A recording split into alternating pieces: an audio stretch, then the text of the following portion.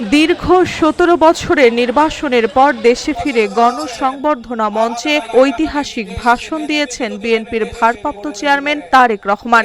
রাজনৈতিক অঙ্গনে বিশেষ নজর কেড়েছে তার বক্তব্যের এক গুরুত্বপূর্ণ দিক। পুরো ভাষণে তিনি একবারও আওয়ামী লীগ বা শেখ হাসিনার নাম উল্লেখ করেননি।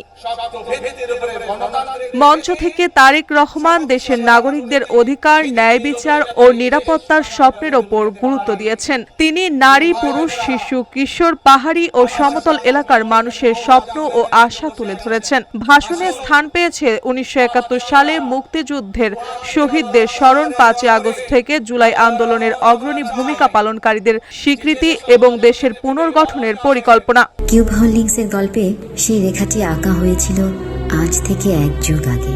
নকশাই আমাদের ভাষা। Cube holdings limited.